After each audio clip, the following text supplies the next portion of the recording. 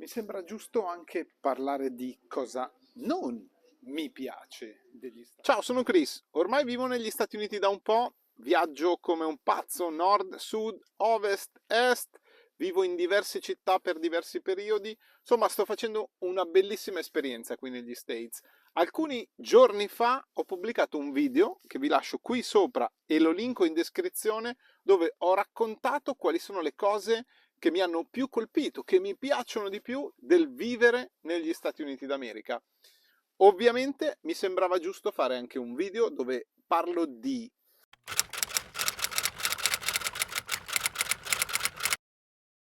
punto numero 1, armi. Questa è assolutamente una delle cose che non mi piace degli Stati Uniti, la possibilità che tutte le persone abbiano un facile accesso alle armi mi dà fastidio, non mi piace. Che l'America sia un paese portato alla guerra l'abbiamo scoperto negli anni, però questo è un discorso più politico o altro, in cui non voglio entrare. Ma il fatto che chiunque possa avere accesso alle armi in qualsiasi momento, secondo me crea quella grossa problematica che hanno gli Stati Uniti spesso e volentieri, e cioè quando succede qualcosa di veramente grave, cioè una sparatoria in un liceo, piuttosto che una persona impazzisce per 1000 motivi, va in una piazza e spara. Nel quotidiano mi succede di vedere persone che abbiano la fondina, la pistola in tasca, non mi mette a disagio, ma è una cosa che non condivido. Perché vendere armi alle persone? Non lo capisco. Punto numero 2, il razzismo. Allora, questo è un punto particolare. Il razzismo che si vede, si percepisce negli Stati Uniti è solo ed esclusivamente per il colore della pelle e purtroppo ancora in particolari città o in particolari stati. Bene, lo metto nei punti negativi perché in alcune zone d'America si respira proprio quella forma di razzismo legato al colore della pelle e alla provenienza di determinate zone d'America. E questa cosa è una cosa che mi fa veramente schifo. Schifo, schifo, schifo. Poi degenera perché ci sono alcune persone che sono veramente contro questa cosa e dall'altra parte le persone che subiscono discriminazioni ormai le subiscono da tanto tempo e spesso e volentieri partono con questo preconcetto, con questa idea, e respirare questa cosa in alcuni posti degli Stati Uniti, in alcune città, è una cosa che mi ha profondamente disgustato. Punto numero 3, i rapporti con le persone. Diciamo che questa cosa è un po' un tallone d'Achille di americani che inizialmente sembrano tutti gentili, bravi, disponibili e poi non riesci mai ad andare oltre alle chiacchiere rispetto al tempo o alla partita di football o a poco altro. È veramente difficile, difficile, difficile instaurare un rapporto d'amicizia. Anche quando ti sembra di aver fatto un passettino avanti e magari hai avuto una cena o ti hanno invitato a casa, hai raccontato magari qualcosa di te, dopo un paio di giorni le persone, puff, scompaiono e non sai più niente. Non si sa perché. Non mi piace. Punto numero 4, media e social network. Questa è una cosa che mi ha veramente sconvolto negli Stati Uniti. I media sono veramente potenti, ma non tanto perché lo vogliano loro, ma semplicemente perché quello che dicono i media e oggi anche i social network indirizza molto quello che fanno gli americani, e con molto intendo praticamente tutto. I media ti dicono quanto sei razzista, i media ti dicono quanto l'americano sta facendo cose buone e cose brutte, ma non hanno bisogno di una base dati, non hanno bisogno di dimostrare questa cosa. Ci sono certi personaggi che lo possono dire, sono automaticamente accettati, sono automaticamente valutati positivamente e se lo dicono loro si va. E nei social network lo stesso, a differenza dell'Italia e dell'Europa.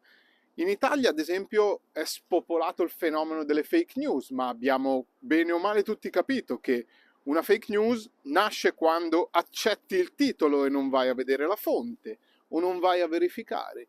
Mentre qui il social network oggi ti dice che devi fare così e la massa di persone va in quella direzione. Il social network, i media lo sanno, non sono convinto che se ne approfittino volontariamente, ma guidano tantissimo delle decisioni degli americani negli Stati Uniti. Veramente tanto. Punto numero 5, la politica. Tutto dovrebbe far pensare che è molto più semplice. Due candidati, uno democratico, uno repubblicano, si scontrano, parlano, raccontano, propongono i loro piani, bla bla bla, gli americani votano. Se 51% degli americani vota Tizio e 49% ovviamente Caio, non è detto che Tizio vinca, perché ci sono alcuni stati che valgono molto di più di altri, chiamati grandi elettori, e quindi hanno più potere e automaticamente possono cambiare l'esito delle elezioni. Bene, questa cosa non mi piace assolutamente. Magari è giusta, magari no, ma a me personalmente non piace. Punto numero 6, lo spreco.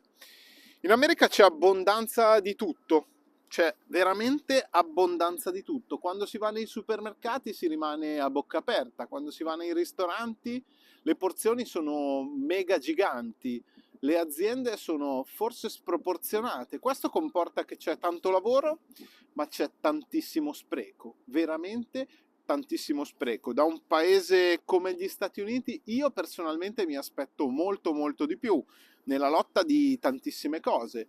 Si va al supermercato, la spesa viene divisa in sacchetti in base a quello che viene acquistato. Quindi se tu acquisti una bistecca e un deodorante ti daranno 2 sacchetti separati e saranno di plastica. Le cannucce in molti posti sono ancora di plastica, la raccolta differenziata non c'è ancora dappertutto e lo spreco è assurdo, almeno lo spreco che vedo io. Sì, gli Stati Uniti sono molto molto indietro. È un paese in cui bisogna fare tanti passi avanti contro lo spreco. Punto numero 7, la sanità. Sì, la sanità negli Stati Uniti è un casino, non è chiara, è costosa ed è purtroppo non accessibile a tutti. Allora, il fatto che le tasse siano più basse e che ci voglia un'assicurazione medica lo posso anche capire, lo posso anche accettare, ma il fatto che chi ha particolari disabilità, chi ha un po' di sfortuna, chi magari non ha opportunità di trovare un lavoro o chi vive al limite della povertà, secondo me dovrebbe avere accesso a una sanità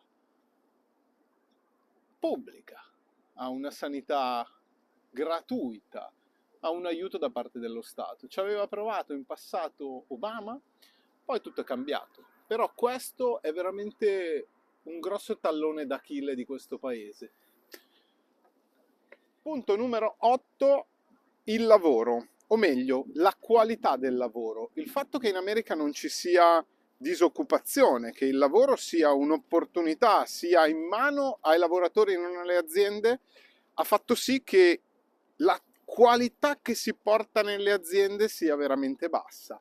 La qualità dell'operato delle persone, del rispetto delle persone per il lavoro è veramente basso. Nel mio caso specifico mi trovo in situazioni del genere dove le aziende debbano pagare una fee di entrata alle persone per farle venire a lavorare e magari al primo giorno non si presentano o magari al secondo giorno se ne vanno o dopo una settimana se ne vanno senza preavviso, mentre quelli che rimangono tendono sempre a lavorare in quello che è un quadratino. Io devo fare questo, vuoi qualcosa di più da me? Me lo devi dire, me lo devi chiedere e mi devi pagare per questo. Ecco, diciamo che questa cosa la vedo un po' lontana rispetto alla vita di oggi, dove oggi tutto è in movimento e tutti dobbiamo cambiare costantemente. Bene, questo fa veramente del male al mondo del lavoro qui negli States e non mi piace assolutamente.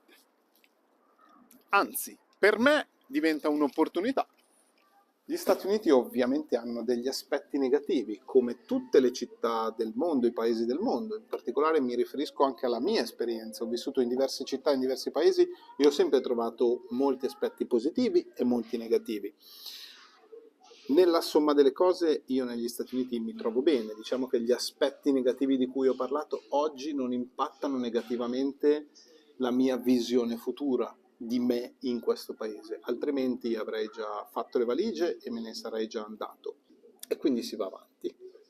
Spero il video vi sia piaciuto, fatemi sapere cosa ne pensate nei commenti. Se avete domande fatemele, scrivetemele nei commenti o seguitemi sui vari social. Mi fa molto piacere ricevere domande e dare risposte, ovviamente se posso, altrimenti mi va comunque di fare un saluto e ci vediamo al prossimo video. Ciao!